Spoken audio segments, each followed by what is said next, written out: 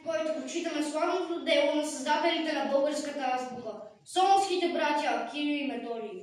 Но светите първоучители водят след себе си цяла плеяда от просветители, от будители на българския дух. Нека възхвалим отдадеността им към святото дело на просветата. На всички тях е посветена пресвета Ден на родителите, по стихове на Ангелина Жекова и музика на Красимир Минетков.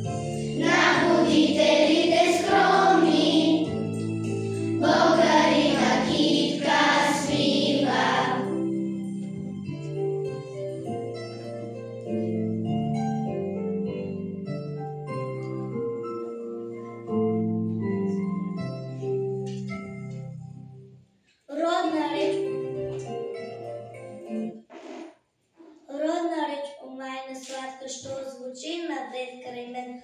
Реч на мама и на татка, реч, що моля всеки ден. Тя звънчи, когато пея, в радостни игри ехчи, вечер приказки на нея, баба тихо ми реди.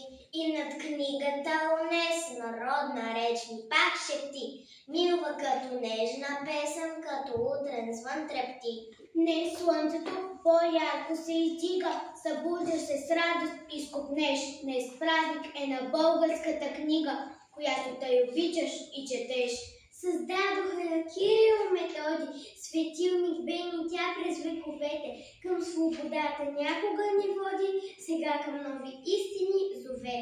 А слънцето възлезе сред простора, градът ликува, люлеци цъфтят. Ти тичаш на училището в двора, другарите ти дето се тълпят. Напред потегли с тях по знамената, издигай я, приятел, и бъди. С книгата днес твоя е земята, дори небето с чудните звезди. Ден преславен, ден тържествен, ден на нашите отци, ден народен, ден славянски, на славянските творци. Те в книга претвориха звукогласната ни реч и труда им се разнесе надалеч и надалеч. Всички цвете положете пред свещения им ник, подвига им да прославим, подвига им тъй. Името на Кирил и Методий като велики християнски учители започва с идването на техните ученици през 886 година в България. Празникът им се отбелязва на 11 май, още през 12 век, а на 30 декември през 1980 година. Папа Йоан Павел II обявява свети Кирил и свети Методий за небесни покровители на Европа. Кирило, Методиевите ученици, Климент, Наум и Ангелари преминали Дунав и стъпили на българска земя, княз Борис I най-сетне успява да открие търсените от него книжовници, които да носят светлина на народа ни, произнасяйки Словото Божие на разбираем език, за да учат на четмо и писмо стари и млади. Така се поставило началото на разпространението на славянската писменост в средновековна България.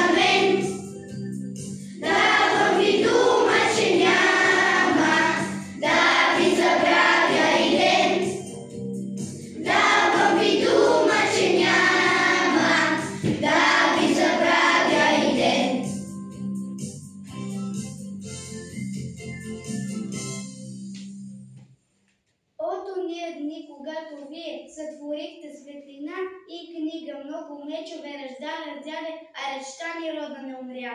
Тя роди сказания и песни, звънки като глас на чучулига, гневни като война зимна буя, вечни като пролетна заря. Колко пъти вражески копита са дълбали хълмите полята, колко пъти пламъци огромни са проблясвали по пук и меч. Но цел нач на извъншните букви са изписвани по знамената свобода, извън кое звучала нашата славянска твърда реч.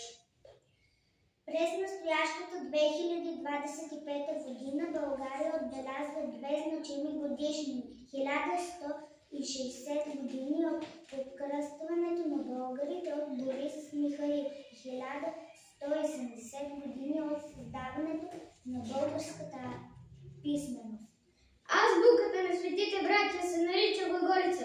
Днешната ни азбука, кирилицата, създадена от Пресланската книжовна школа, вероятно в края на 9 век от свети Климен Охридски, който именува в чест на своя учител свети Константин Кирил и София. Обичам те, българска реч. Звук сладък, най-мил звуковете. Ту арфа звънлива, ту меч на майстор, художник в ръцете.